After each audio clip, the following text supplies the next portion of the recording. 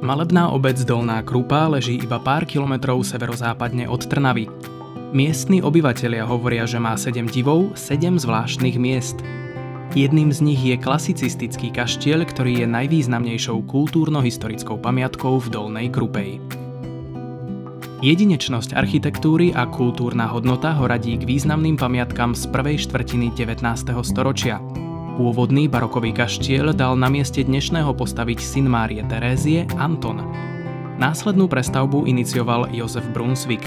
Kaštieľ dal prestavať v barokovo-klasicistickom slohu a doplnil k nemu domček pre záhradníka, kúpeľný domček a viaceré záhradné altánky.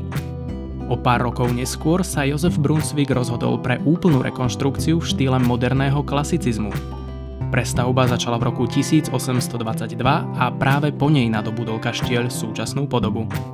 Šľachtické sídlo rodiny Brunswickovcov sa nachádza na okraji rozľahlého anglického parku, ktorý bol zhotovený podľa projektov belgického záhradného architekta Henryho Nebiena.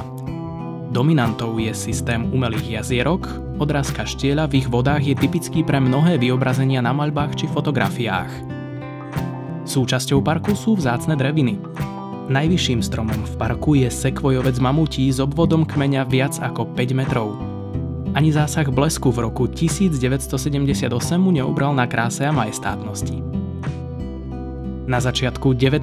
storočia navštívil kaštieľ Brunswickovcov hudobný skladateľ Ludwig van Beethoven, ktorý v ňom čerpal inšpiráciu. Život a dielo tohto významného skladateľa zachytáva hudobné múzeum umiestnené v rokokovom Beethovenovom pavilóne. Tu skomponoval aj svoju preslávenú sonátu Mesačného svitu. Okolnosti jej vzniku sú opradené viacerými legendami. Kaštieľ v Dolnej Krupej patrí k najkrajším pamiatkam vidieckej klasicistickej architektúry na Slovensku.